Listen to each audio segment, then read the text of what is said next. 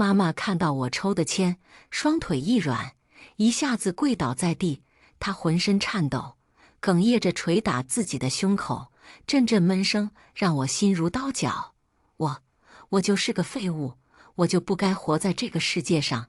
妈妈泣不成声的样子，实在是太让我心痛了。妈，你别这样！我上前想要拉起她，对不起呀，姨，妈妈不配为人母，妈妈不能供你上大学，都怪妈妈。妈，不怪你，是我没那个命。妈妈听我这样讲，哭得更厉害了。爸爸点燃一支烟，不停地唉声叹气。不怪你，依依，怪妈妈。妈妈如果不生病，家里怎么会供不起你读大学？我扶起妈妈，想让她回卧室休息一下。妈妈虚弱地回头指着餐桌，只有这2只虾，求你们父子留给我的依依吧。我的心脏猛烈地撞击着胸口。妈妈甚至连晚饭都还没吃，心里惦记的全是我。从重男轻女家庭中走出来的妈妈，最了解女孩子的痛。我的泪水抑制不住地流了出来。我想，三生何其有幸，老天爷给我这样一个妈妈，不读大学也罢，我要努力让她过上好日子。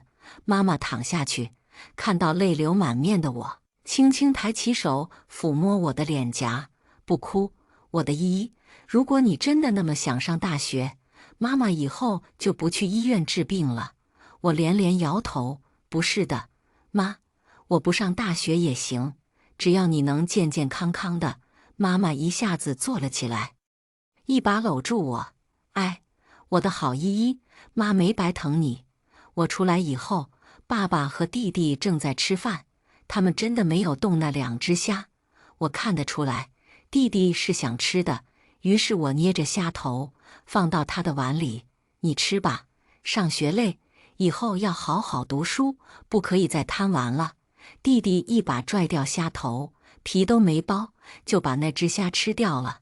我把另一只放到爸爸碗里。爸，你吃吧，以后我跟你一起赚钱，家里就轻松了。爸爸眉头紧锁，一言不发。我攥紧他的手。爸，这是好事，弟弟读出来了，我有机会再读。爸爸抬起头，激动地想说什么，却欲言又止。依依，我努力挤出一丝微笑。人总要向前看，身后有支持和疼爱自己的家人，就没什么好害怕的。弟弟一把将爸爸碗中的虾拿走了。你们不吃我吃。我看着弟弟急切的样子，有些心疼。从小到大家里就很穷，我们也从来没过过什么好日子。爸爸第一次买虾回家，我们都高兴极了。可妈妈却跟爸爸吵了很久，她责备爸爸不应该花这份钱。我一直瘦得像柴火，看起来就一副营养不良的样子。可是弟弟不一样，他一直白白胖胖，好像富贵人家的小孩。妈妈总是说：啧啧，你弟吃什么都能长这么好。我羡慕弟弟，但又觉得老天爷给的体质，羡慕不来。弟弟毕竟要读书，我把剩下的菜都拨给他。爸爸难过地按住我的手。依依，你不吃吗？我笑着说，没事，高3毕业以后我就去打工了，到时候想买什么就买来吃了。弟弟还要上大学呢，可不知道为什么。爸爸捏瘪了烟盒，他把下巴埋进锁骨，我看到他的裤子一点点被浸湿。是啊，爸爸妈妈太辛苦了，为了我们姐弟，他们付出了太多太多，是时候让我尽孝了。那天晚上，我翻来覆去睡不着，不知道爸爸妈妈是不是也在担心我、挂念我，实在是躺不住。我想起来找点事情做，于是拖鞋都没穿，蹑手蹑脚地走出了房间。厨房灯火通明，弟弟没吃饱，去偷吃了吧？我轻轻走过去，想吓他一跳，可我却听见了爸爸妈妈的声音：怎么这么多？这些足足有30只吧？爸爸惊讶地问妈妈：不是没吃够吗？都煮了吧，给你们解解馋。我忽然感觉十分心酸，一定是爸爸把我没吃到虾的事告诉了妈妈。他拖着病身子，半夜出去买虾煮给我吃。我慢慢后退，发现垃圾桶满了。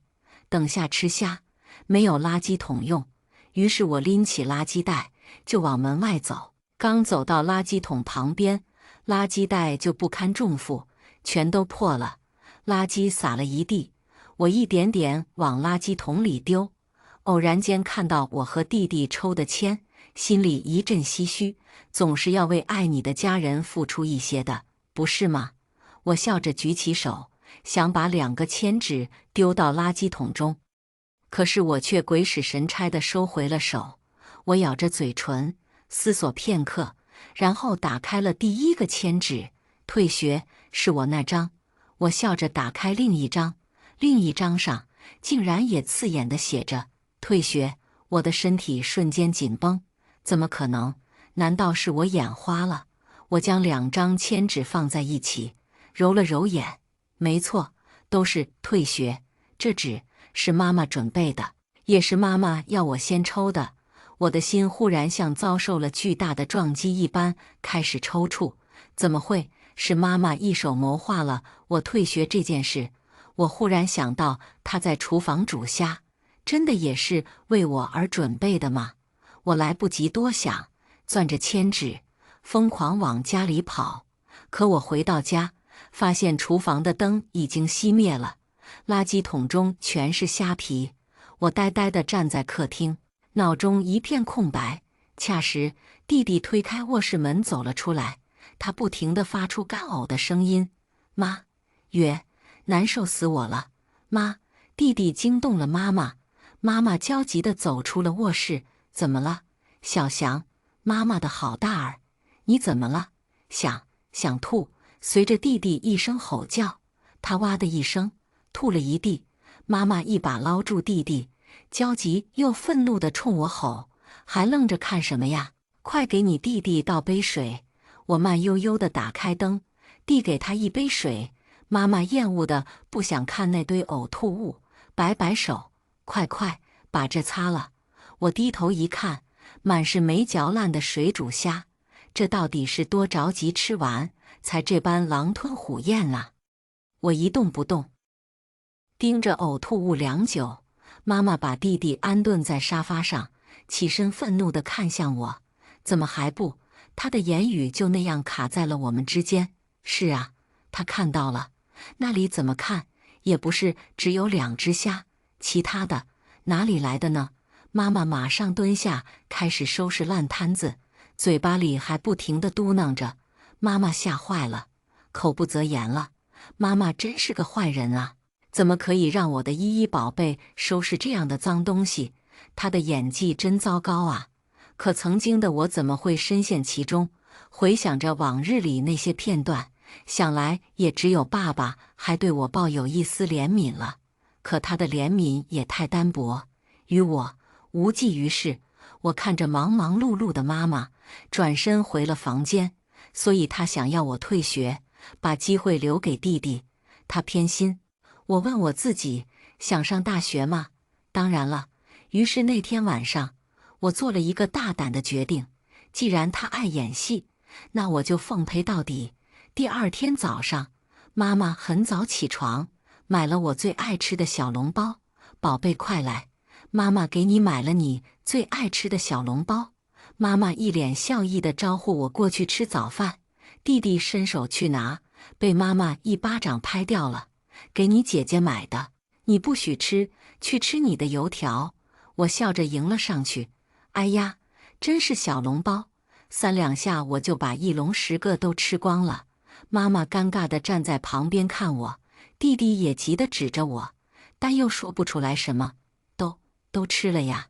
妈妈钳着双手，不知道还能说些什么好。我擦了擦嘴，站起身，拍了拍弟弟的肩膀：“你急什么？没准妈妈在厨房给你藏了鸡腿呢。”我笑着背起书包往外走，然后一个猝不及防推开了厨房的门。“哎呦，你看，小翔，我猜错了，不是鸡腿，是烤肠。”我回过头去，妈妈的眼神中克制住狠戾，她的嘴角不停地抽搐，半晌才挤出几个字：“你外婆住院了，那是要去送给你外婆的，那我去送吧。”我刚要冲进厨房，却一把就被妈妈拦住了。“不用！”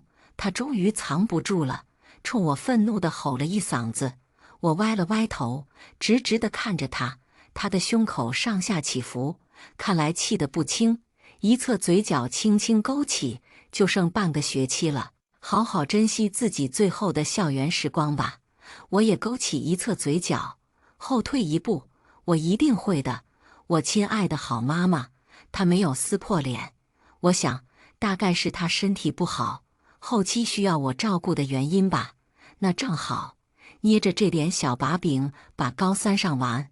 高考我一定要参加，这个大学我也一定要上。只是我想，也不能表现的还像曾经一样太爱学习了，否则一定会被他识破的。他还有什么招数，真的不好说。中午放学后，妈妈在食堂门口堵住了我，她面色苍白，站都站不稳了。“依依”，我一把扶住她，这是又犯病了。早上你走后，妈妈身体就特别不舒服。同学们也围了过来，“你早上不该那么气妈妈的。”妈妈伤心地哭了一上午。她故意气喘吁吁，很大声地说出这句话，泪水也跟着在她眼中决堤。她泪流满面，握住我的手。“妈妈知道，早上一笼你没吃饱，是妈妈对不起你。”说着，她从破烂不堪的袋子中掏出了巨大一包小笼包，看起来足足有20-30个。“给依依，妈妈错了，求你不要跟妈妈生气，好吗？”身边多嘴的同学早就开始添油加醋了。“杜依依可真混蛋啊，听说她家特别穷，还这么嘴馋，他妈对她这么好，她还气他妈，可不是，都给气病了。”妈妈抹着眼泪，嘴角却难掩笑意。她根本不会替我辩解。同学们越讨厌我，她越高兴。昨天晚上我就看透了，我必须自救。于是我哇的一声大哭起来，扑通就跪倒在地。我一边给妈妈磕头，一边哭着喊：“对不起呀，妈妈，都是我的错。你昨天半夜偷偷摸摸给弟弟煮虾吃，我以为你偏心呢，是我小气了。”众人的口风立马有所改观。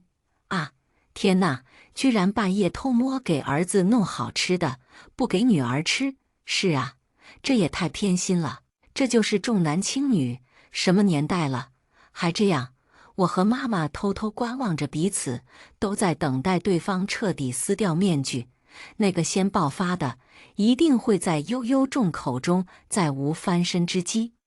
但妈妈还是忍住了，她捂着胸口半晕在地。“依依呀，你可不可以先送妈妈去趟医院呢？”“是啊，杜依依，先把你妈送到医院吧，她都这样了，没准是个误会呢，别跟你妈闹了。”“就是，毕竟是亲妈，搞这么难看，对谁都不好啊。”我立马站起身，扶着妈妈就往外走。“对不起，妈，我这就带你去医院。”以往我从来没有注意过，妈妈其实并不瘦弱，这与她体弱多病的人设其实并不吻合。她看起来好像十分健康。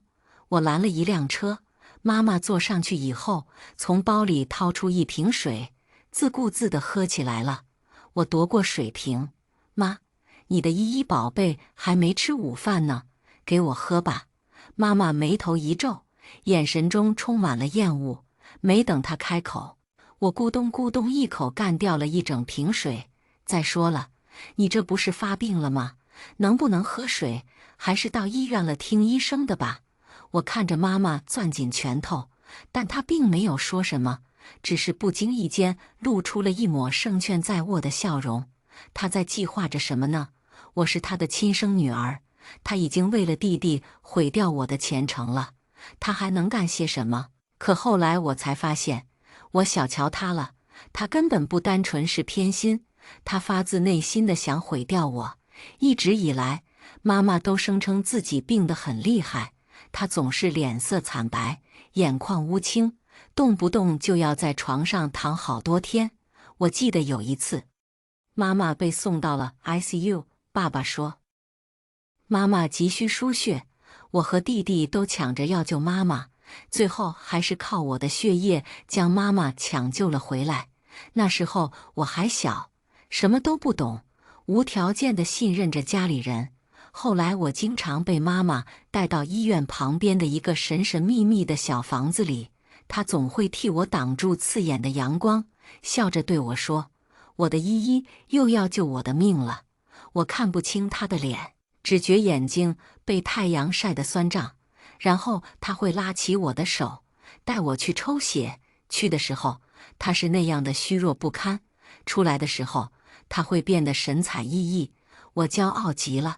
是我的血救了妈妈，她也总会给我买一包大枣，里面足足有5颗，又红又糯，我舍不得吃，一颗颗擦干净，然后塞进她的嘴巴。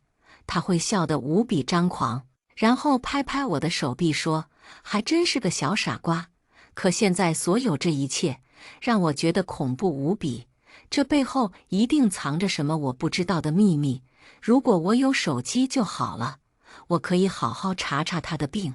可是我家里没有电脑，没有手机，爸爸妈妈一直以来让我们专心学习，不让我们搞这些乌七八糟的，只有去学校的机房，我才能碰一碰电脑，接触一下网络世界。正犹豫着，妈妈把我拽下了车，力道那样重，她又把我带到了医院附近那个小房子中，将我按在座椅上，对护士打扮的人说：“抽血，针刚扎进去，我就晕倒了。”周围人吓坏了，恍惚间只听到妈妈的笑声。中午没吃饭闹的，她没事。等我睁开眼睛的时候，休息室中只有我和一个护士小姐姐。我虚弱地说：“我妈呢？”那个小姐姐不高兴地啧了一声，她四处张望，确定周围没人，才蹲下来在我耳边低语：“以后别来了，这不是什么好地方。”我不明所以地扭过头看着她：“这里不是医院吗？我来给妈妈输血。”小妹妹，你傻呀，直系血亲是不能输血的。什么？我的心如坠冰窟。那个小姐姐又四处看了看，眼见四处无人，才继续对我说：“医院，别怪我多嘴，你妈妈在拿你赚钱。”她说罢，捏了捏我的手臂，然后偷偷把一小卷纸塞进了我的衣服里。“快走吧，以后别来了。你妈妈不是好人，她会害死你的。”我刚想开口问为什么，却被她一把按住。她轻轻冲我摇了摇头，然后低声说：“交给帽子叔叔，谢谢你了。”然后她故意高声地说：“床位不够了，姑娘你休息好就快走吧。”我浑身冰冷，整个世界都让我感觉到不可靠。我想去找妈妈问个清楚，当面问问她，我到底做错了什么，以至于她如此对我。我先找到最近的警察局，然后把护士姐姐塞给我的一卷纸拿给他们。一个警察说：“张警官终于把名单拿到手了，快，马上按照名单上的内容做背调，一个也别让他们跑了。”我也跟着紧张了起来。“请问，那个护士小姐姐是？”警察拍了拍我的肩膀：“嘘，为了你这样的女孩子不再受迫害，兔子警官去抓大灰狼了。狼窝里不但有你这样的女孩子，还有很多被迫工作的姑娘。兔子警官要一并把她们全救出来。”临出门前，警察叔叔又叮嘱了我一句：“记住，今天什么都没发生。小姑娘，放心吧，邪不压正。”邪？谁是邪？妈妈吗？我想起来，她早上说要去看生病的外婆，于是我直奔医院。外婆不太好了，她一个人躺在病床上，静静地盯着窗外。见我进来，外婆眉头微蹙，随即又立马抚平了面颊。“外婆。”我轻轻唤了她一声。“我还以为是你妈来了，她今天还没来过吗？”今天他从来都没来过。外婆扭过脸来看着我，你妈那么恨我，不来也正常。我坐到外婆身边，轻轻拉起她的手，不会的，她早上还说要来看您，给您送好吃的。外婆骤然放肆地笑了，她，哈哈哈，不可能的，她恨死我了，哈哈哈。此刻的外婆让我感觉十分陌生，她抽出手，拍了拍我的肩膀，你妈呀，小时候一门心思想上大学，可是她那个成绩怎么上？于是我和你外公骗她抽签，让她把上学资格让给了你舅舅。我的心脏一惊，外婆继续说，可是你妈不小心发现了我写的纸条，她看到2张纸上都写着退学，可是那时候高考都结束了，你妈也没招。我疼得站起身，外婆怎么可以这么对妈妈？家穷啊，没办法。再说了，你妈平时成绩都是个位数，她能考上呢，不如早点下来赚钱。你以为那个时候我像你妈这样有钱？有钱？我恍恍惚惚地嘟囔了一句，我妈有钱？外婆翻了个白眼，你以为我给你妈找了你爸？多好的丈夫，他让你爸贪了多少呀？不是我，他现在能过这么好，可是他是怎么对我的？外婆自顾自说了好多好多，好像是说给我听，又好像是说给自己听。我慢慢的后退着，来不及跟外婆告别，就跑出了病房。一切再清晰不过了，妈妈要我经历所有她经历过的苦难，她自认为的苦难。可是我学习这样好，她怎么忍心呢？难道她真的无法见证自己的女儿过上自己曾经梦寐以求的生活？于是她就要毁掉我。我回到小区，远远地看到爸爸妈妈在凉亭乘凉，我蹑手蹑脚地躲到旁边的矮树丛附近。妈妈，她现在不听话了，翅膀硬了。爸爸，你何必整天跟她作对？她过得好，对你也有好处啊。妈妈，不行，凭什么？我当年吃了多少苦，她也得吃。爸爸，你的苦又不是她造成的。妈妈，那我不管，我就是见不得她要什么有什么，想怎样就怎样的日子。她怎么就可以这么舒坦？我小时候怎么就那么苦？爸爸，哎，妈妈，你看她现在皮包骨那样，已经不能再卖她的血赚钱了。我打算把她嫁到乡下去，人家说彩礼能给20万。爸爸，我们家又不缺这20万，你非要毁掉她吗？妈妈，我这可不是毁掉她，我这是给她上人生之课。哈哈哈，想到就觉得痛快。当初我妈怎么对我的，今天我就怎么对她外孙女，我真是痛快极了。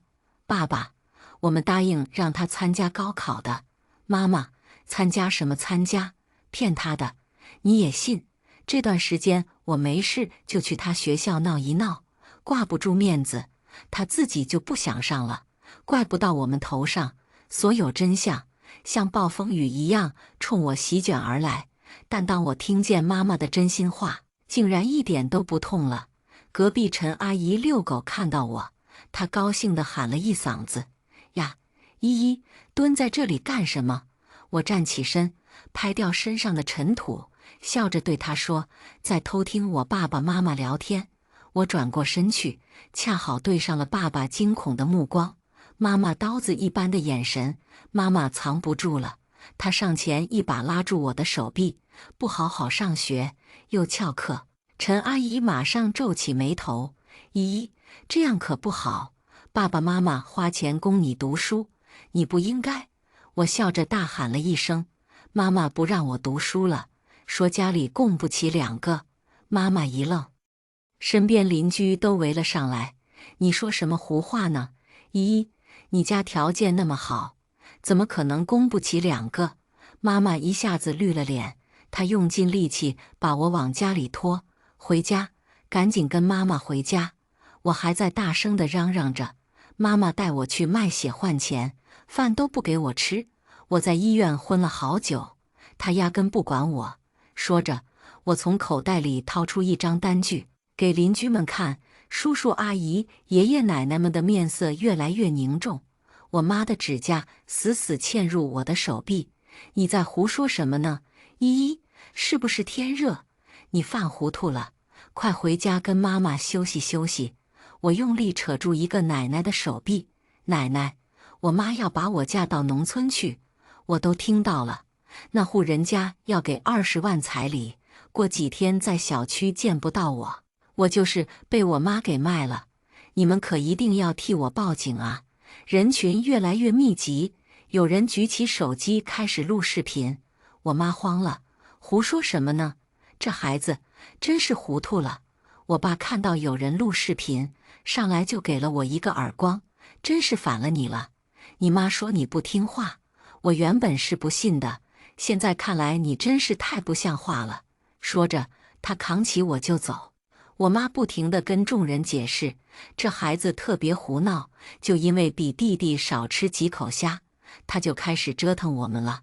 我知道我这样一闹，回家一定没有好果子吃，可是一定会有人把这件事放到网上的，到时候会有无数好奇的网友想看看我到底有没有被我妈卖掉。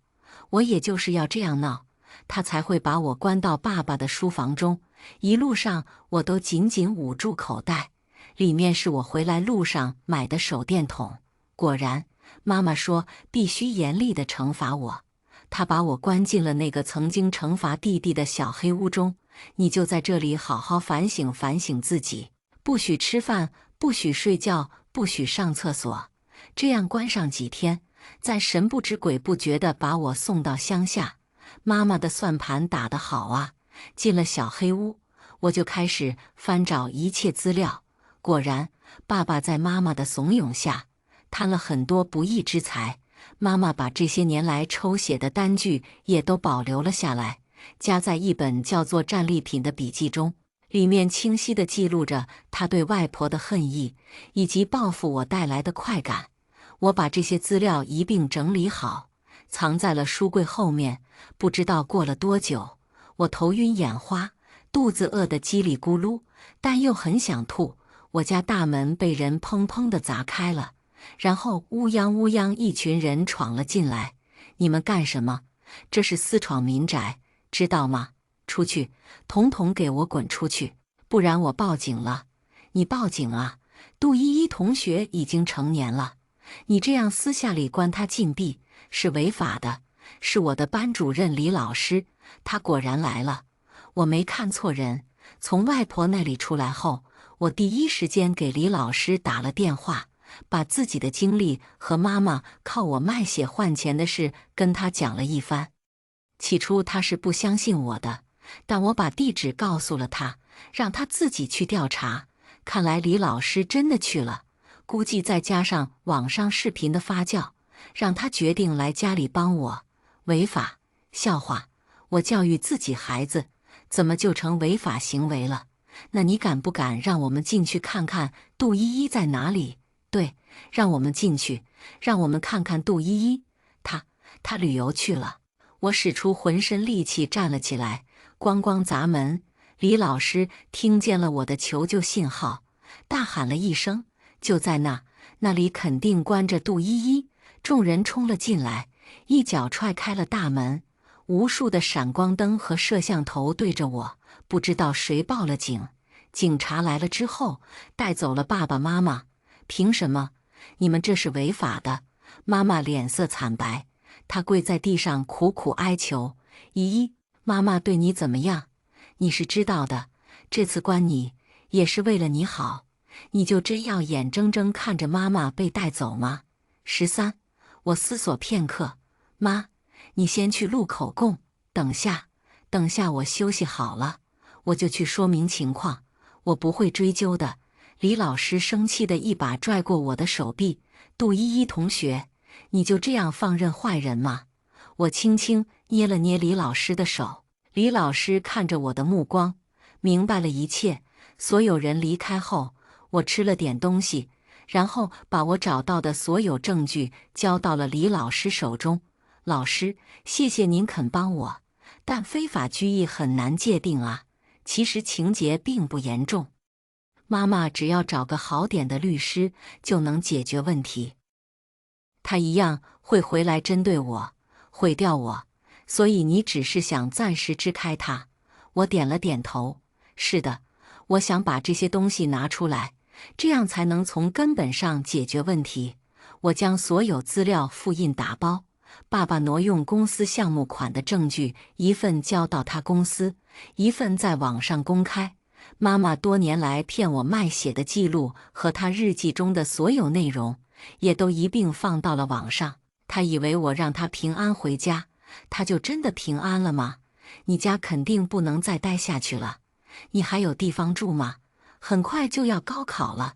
李老师十分关心我，放心吧，李老师，我没事，我躲起来了，躲到了一个他们永远找不到的地方。妈妈经常去学校拦我，但我每天都会提前离开学校。李老师将情况报告给了学校，学校保安见到妈妈一次，就会撵她一次。爸爸的罪行无可抵赖，被判了7年。听说我家里有多处房产，都被法院收走进行拍卖了。妈妈在网上被众人唾弃，网友们要她把这些年拿我赚的钱统统还给我，可那些钱早就被她花光了。她不是花在弟弟身上，就是花在了自己身上。好多商家跳出来说，经常看到她带着弟弟下馆子，城中各处昂贵的餐厅都见过他们的身影。妈妈藏起来的珠宝首饰也都被收走了。现在的她过得十分落魄，那个卖血的窝点也被警察端了。网上铺天盖地都是这件事的报道。据说功臣是一个年轻女警官，女警官接受辩声采访，她说：“感谢一个勇敢的小姑娘，在我们被严格看守的情况下，是她帮我把名单送出来的。”妈妈气极了，她打电话问：“是不是我给警察通风报信的，害她失去了赚钱的机会？你自己不去就算了，你现在害得我连介绍客户的好处费都拿不到了。”高考后，他终于在同学聚会上将我堵住了。哼，你以为你跑得掉吗？同学们将我围住。阿姨，你干的那些烂事，所有人都知道。你今天敢动杜依依一根手指头，我们就立马报警。呸！你也配几人当妈？简直猪狗不如！我推开同学，我跟他谈谈。依依，放心，没事的。我走到妈妈面前，她伸出一只手，想要甩给我一耳光。我大喊一声：“你还想要钱吗？”她伸出来的手停在了半空中。外婆去世了，你知道吗？她一顿什么，随即幸灾乐祸地笑出了声。老东西，终于死了，哈哈，他活该，早该死了。外婆留下来一些遗产，妈妈的表情精彩无比。我继续说道：“我们聊聊。”哼，好啊。我们在餐厅一处小桌面对面坐了下来。你外婆偏心得很，你以为她留下遗产会给我？我将一杯水推到她面前。外婆跟你不一样，她在自己的认知中，在做认为对你好的事。你说这些废话做什么？我不也一样把你养大了吗？你不一样。你在自己的认知中在做毁掉我的事。他捏着杯子不肯喝水。外婆说她对不起你，没有顺着你的意愿让你读书，但你也是真的读不好，她才会这么做。呸，老东西，骗我抽签！我的心一阵酸楚。外婆说，这些年她拿着舅舅给的钱买了一套房子，省吃俭用，还存了不少现金。妈妈立马来了精神，在哪儿呢？我笑了，在我手里，给我。那些钱是补偿我的，把钱给我。我向后靠在椅背上，房子一套，市值80万，现金50万，一共差不多是130万。妈妈高兴地拍起手来，哈哈，太好了，老天爷总算是开眼了，知道我一辈子不容易。妈，这些钱跟你一点关系都没有。是啊，跟你一点关系都没有。那天我在医院跟外婆聊了好多好多，外婆是真的认为她对不起妈妈。她说最亏欠的事就是没让妈妈参加高考，让妈妈记恨了她这么多年。那一刻，我忽然发现，这竟然可以成为我唯一的退路。于是我大着胆子对外婆说：“外婆，你知道我爸爸重男轻女吧？”外婆眉头轻蹙，缓缓地点了点头，好像是听说过。听说你妈特别爱你，人前人后都更喜欢你。我把一辈子的伤心事都回忆了一遍，终于挤出几滴眼泪。可是妈妈没有工作，一直被爸爸压着。前几天，爸爸跟我说家里供不起2个人读书，硬要我退学，让弟弟读书。妈妈因为这件事病倒了，在床上躺了好多天。